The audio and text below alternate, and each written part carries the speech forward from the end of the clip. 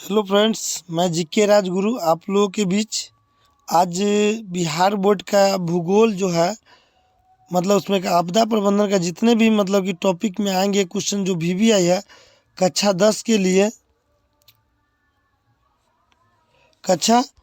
के लिए मतलब कि जितने भी मतलब कि कक्षा 10 के लिए मतलब जितने भी क्वेश्चन VVI है वो गेसिंग क्वेश्चन है। 100% इसकी गारंटी रहती है कि यही क्वेश्चन हमेशा जो है भूगोल से पूछे जाते हैं। तो आइए इस क्वेश्चन को हम लोग देखते हैं कि कौन कौन क्वेश्चन जो है एग्जाम से रिलेटेड है, जो हमेशा एग्जाम में पूछे जाते हैं। तो इसमें क्वेश्चन है, हांसोन्मुख वन संपदा के कारण का उल्लेख करें। संपदा का उल्लेख करें तो इसका आंसर होता है, जब किसी प्रदेश के कुल भौगोलिक क्षेत्रों के 33.3% पर वनाच्छादित होना चाहिए। इस 50 से 60 वर्षों में वनों का तेजी से ह्रास हुआ। आज नया वन लगाने, उद्योगों का विकास, कृषि, वानिकी पर बल दिया जा रहा है। मतलब अभी के मतलब जितने भी मतलब कि भौगोलिक क्षेत्र है वो 33.3% पर वो दिया गया है। और ऐसा मतलब कि 50-60 वर्षों तक में वनों को तेजी से इतना हरा मतलब जितना जंगल था उसको पेड़ पौधा को काट दिया गया, जिसके कारण मतलब कि पेड़ पौधा क्या हो रहा है, ह्रास हो रहा है, जो आज नए युग में एक प्रकार से कृषि का वानिकी बदल गया है। इसमें है वनों के ह्रास के मूल 3 कारण। तो वनों में वन मतलब जंगल का ह्रास क्यों हो रहा है, तो नंबर 1 में आता है बढ़ती हुई जनसंख्या, जिससे कारण वन का सफाया मतलब लोग घर बनाएंगे, लकड़ी काटने के बाद आवास बनाएंगे, मतलब दिया गया बढ़ती जनसंख्या। इसमें तेजी से बढ़ती जनसंख्या के कारण मानव के कृषि भूमि, आवास, उद्योग के लिए और अधिक भूमि की आवश्यकता ने वनों को कम कर दिया है। मतलब लोगों की जो आवश्यकता होती है ना, जिसके कारण जो है इसकी आवश्यकता बहुत हो चुकी है। अगला दूसरा पॉइंट है जलावन के लिए, मतलब लकड़ी को जलावन मतलब खाना बनाने के लिए। कई कुटीर एवं छोटे उद्योग के लिए ईंधन का प्रयोग लकड़ी के रूप में किया जाता है। खाद साड़ी उद्योग एवं खाना बनाने आदि के लिए भारी मात्रा में वनों की कटाई किया जाता है। मतलब ऐसा जो है ना, हर जगह जो कटाई की जाती है, ठीक है, मतलब कि हर जगह जो वनों की कटाई क्यों होता है, लकड़ी के लिए। अगला है पशुचारण एवं अवैध कटाई, मतलब पशुचारण जहाँ पशु लोग चरते हैं रहते हैं उसको कहता है प्रदेश वनवासी वनों पर सर्वप्रथम अपना अधिकार समझते हैं। लोग अपने मवेशियों को खुलेआम चारण हेतु वनों में छोड़ देते हैं। मतलब लोग जो है खुलेआम जो है ना उसको मतलब कि छोड़ देते हैं चरने के लिए, और उससे अधिक वनों वो खासकर छोटों पौधों का विनाश होता है। मतलब लोग जो पेड़ पौधा मतलब कि अपने मतलब कि जंगल में लोग चराव करने जाते हैं और पेड़ पौधे के लिए मतलब कि जानवर को छोड़ देते हैं, जिससे मतलब छोटे छोटे पौधे को वो खा जाते हैं, जिससे वनों का ह्रास होता है। अवैध रूप से वनों को काटकर आसपास के चिड़ियाघरों को लकड़ी के लट्ठे बनाकर बेच देते हैं, और लकड़ी लट्ठा से भी होता है, लकड़ी को काट के मतलब लकड़ी को जलावन के लिए उसको एक प्रकार से बेचा भी जाता है। नेक्स्ट अगला क्वेश्चन, धात्विक तथा अधात्विक खनिजों में अंतर बताएं। धात्विक एवं अधात्विक खनिजों में अंतर बताएं। देखिए, जिन खनिजों में धातु प्रमुखता में पाए जाते हैं उन्हें धात्विक खनिज कहा जाता है। जिनमें मतलब कि धातु की प्रमुखता देखी जाती है, धातु का गुण देखा जाता है, उसे धात्विक खनिज कहा जाता है। यह 2 प्रकार धात्विक खनिज जो है 2 प्रकार के होते हैं। लोह युक्त मतलब लोहा से युक्त, मतलब कि Fe से युक्त, मतलब ऐसे खनिजों में लोहे का अंश होता है, जैसे मतलब लोहे, अयस्क, मैग्नीज, निकेल। इस सब में जो है क्या होता है, लोहा का अयस्क रहता है। किस सब में, मतलब कि अयस्क में, खनिज में, मैग्नीज में, इस सब में रहता है। अगला दूसरा का पॉइंट में है अलोहयुक्त, ठीक है। अलोहयुक्त मतलब ऐसे खनिजों में लोहे का अंश काफ़ी कम होता है। मतलब ऐसा होता है इसमें लोहा का अंश जो है ना बहुत ही कम होता है। इसमें दिया गया टीन, क्या दिया गया है, टीन का नाम दिया गया है। टीन होता है, सोना होता है, चांदी होता है। इसमें लोहा बहुत ही कम मात्रा में पाया जाता है। जिन खनिजों में धातु नहीं मिलते उन्हें अधात्विक खनिज कहा जाता है। जिन खनिजों में धातु नहीं मिलते हैं उसे अधात्विक खनिज कहा जाता है। जैसे अभ्रक कोयला, जैसे में अभ्रक और कोयला को बनाता है। अगला है हरित क्रांति। हरित क्रांति से आप क्या समझते हैं? 1960 से 70 के दशक में कृषि के अंतर्गत एक पैकेज लाई गई जिसमें कृषि में हरित क्रांति की शुरुआत हुई। इसके अंतर्गत संकर किस्म के उन्नत बीज, रासायनिक खाद, सिंचाई, कीटनाशक आदि का उत्पादक प्रयोग कर खाद्य पदार्थों में अप्रत्याशित वृद्धि की गई तथा खाद्य सुरक्षा में यह मील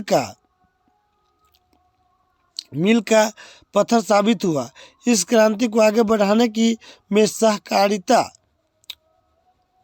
विभाग पर भारत सरकार ने काफ़ी ध्यान दिया। हरित क्रांति से फसलों में पैदावार में काफ़ी वृद्धि हुई।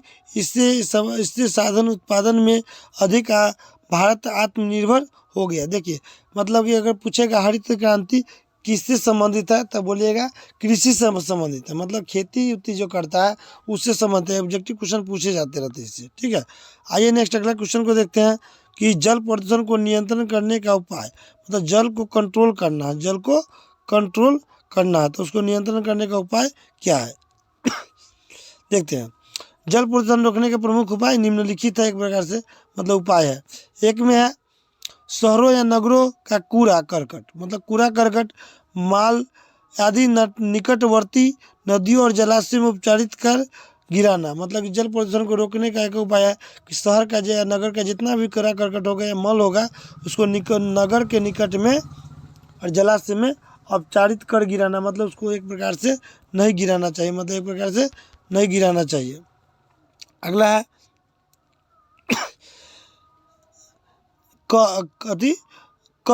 कल कारखानों पर निकलने वाला अपशिष्ट रासायनिक पदार्थों को जलाशयों या नदियों में नहीं गिराने देना। मतलब कि कल कारखानों का जितना भी पानी होता है उसको भी अपशिष्ट पदार्थों को और जलाशय में नहीं गिराना चाहिए। अगला क्वेश्चन पॉइंट, तालाबों एवं खेतों में कम से कम कीटनाशक दवाओं का कम छिड़काव करना चाहिए। मतलब कि खेत में और मतलब कि तालाब सब में छिड़काव जो है ना पानी का बहुत ही। अगला है महासागरों में परमाणु बम, चाहे परमाणु बम आदि का प्रयोग कर रोक लगाना चाहिए। मतलब महासागर में जो मतलब नदी में बम जो फिट होता है ना उस सबको रोक लगाना चाहिए जिससे प्रदूषण कम हो। अगला जल प्रदूषण न करने के लिए लोगों में जागरूकता, मतलब लोगों को भी समझाना चाहिए कि जल प्रदूषण न करे तो अच्छा रहेगा। अगला, बिहार में कितने प्रकार के फसलें उगाई जाती है? तो बिहार एक कृषि प्रधान देश है। बिहार एक कृषि प्रधान देश है। बिहार के कुल भौगोलिक क्षेत्रफल के लगभग 96% भाग कृषि योग्य है। मतलब कि बिहार में खेती करने योग्य 96% भाग जो है हर जगह खेती करने योग्य है। यहाँ उपजाऊ मिट्टी का साधारण वर्षा, सिंचाई की सुविधा, ऋतु की विविधता के आधार पर उनके अनेक प्रकार के फसलें उगाई जो निम्न प्रकार से निम्न प्रकार के हैं। एक में था भदई फसलें, ठीक है, मतलब भदैया फसल, मतलब कि जो ये यह मई में या जून में बोया जाती है और अगस्त सितंबर में काट ली जाती है। बिहार में ये फसलें होती है भदई, धान, ज्वार, बाजरा, मकई, जूट, सब्जियां, ये सब जो है भदई का फसल होता है। क्या होता है? भदई वाले फसल होते हैं। अगला अगहनी फसल, ये मतलब कि मध्य जून से अगस्त तक बोई जाती है और नवंबर दिसंबर काट ली जाती है। बिहार में इसे अगहनी फसल के नाम से जाना जाता है, जैसे में धान, बाजरा, अरहर, गन्ना। अगला रबी फसल, रबी फसलें ये अक्टूबर नवंबर में बोई जाती है और गर्मी के आरंभ मतलब गर्मी के जब शुरुआत होता है तो इसको काट ली जाती है। इसके प्रमुख फसल में गेहूं, जौ, दलहन, चना, मटर, मसूर, तिलहन, सरसों, तीसी, तिल इत्यादि। उसके बाद है गर्मा फसल। गर्मा फसल ये गर्मी के दिनों में उगाई जाती है जहां अरहर इत्यादि सिंचाई की सुविधा होती है।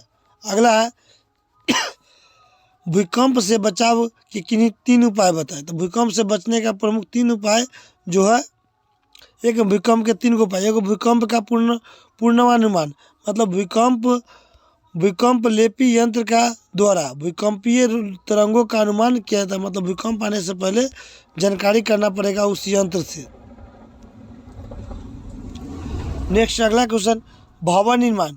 भवनों का निर्माण भूकंप रोधी तरीकों के आधार पर किया था। मतलब भवनों का निर्माण भूकंप रोधी तरीकों से किया था। मतलब ऐसा घर बनाना चाहिए, भवन बनाना चाहिए कि भूकंप निर्मित होना चाहिए ताकि भूकंप भी आवे तो जल्दी न टूटे। खासकर उन क्षेत्रों में जो भूकंप से ज़्यादा प्रभावित होता है, ऐसा क्षेत्र जहाँ ज़्यादा भूकंप है तो भूकंप निर्मित घर बनाना चाहिए। अगला, गैर सरकारी संगठनों का सहयोग। गैर सरकारी संगठनों का सहयोग। भूकंपीय आपदा से निपटने के लिए गैर सरकारी गठनों का भी योगदान होता है। ये संस्थान न सिर्फ राहत कार्यों में मदद करता है बल्कि भूकंप के पूर्व लोगों को भूकंपरोधी भवन निर्माण तथा भूकंप के समय तत्काल बचाव करता है और लोगों को प्रशिक्षित भी कर देता है। अगला क्वेश्चन आ जाता है कि सामान्य संचार व्यवस्था के बाधित होने के कारणों को संक्षेप में लिखिए। संचार व्यवस्था को बाधित होने का कारण निम्न है। क्या है? निम्न होता है केबल का टूट जाना, बिजली आपूर्ति का बाधित हो जाना, मतलब ज़्यादा मतलब की व्यवस्था खराब होगा तो क्या होगा। संचार भवनों का ध्वस्त होने पर संचार यंत्रों का क्षतिग्रस्त हो जाना, ट्रांसमिशन टावर का क्षतिग्रस्त हो जाना। नेक्स्ट अगला देखेंगे,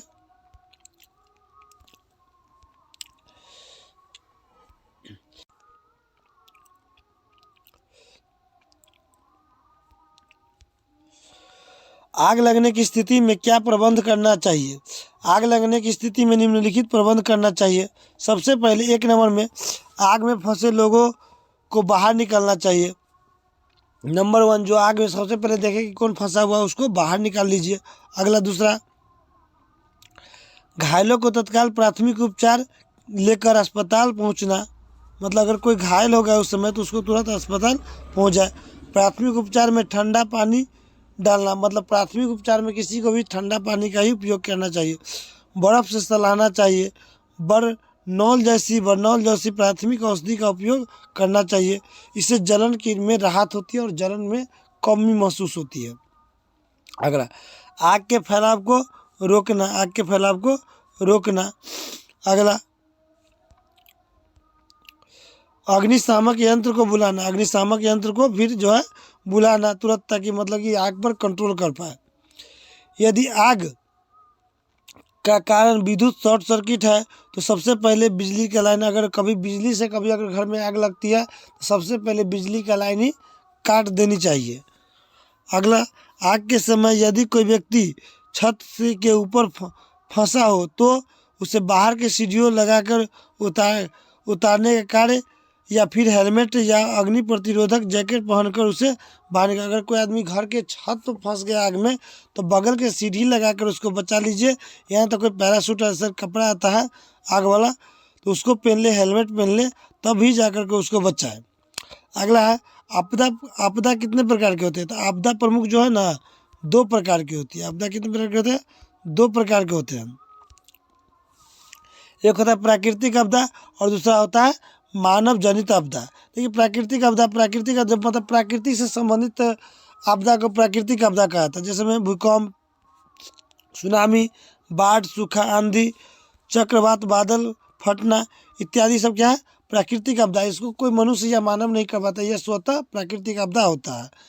मानव जनित आपदा, तो मानव जनित आपदा आतंकवाद, लूटपाट, आग लगी, युद्ध, धार्मिक, जातीय आदि जो है सब जो है मानव जनित होते हैं।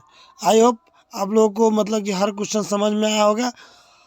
जिसको भी मतलब कि ये सब समझ में आ गया प्लीज़ लाइक करें, कमेंट करें और शेयर ज़रूर करें, ताकि 10th वाले जितने भी मतलब कि क्लास के स्टूडेंट्स हैं उन सब के पास यह वीडियो पहुंच जाए, ताकि उनको मतलब कि एग्ज़ाम देने में आसानी मिले। ठीक है, जय हिंद जय भारत। मिलते हैं अगले वीडियो में, तब तक के लिए जय हिंद।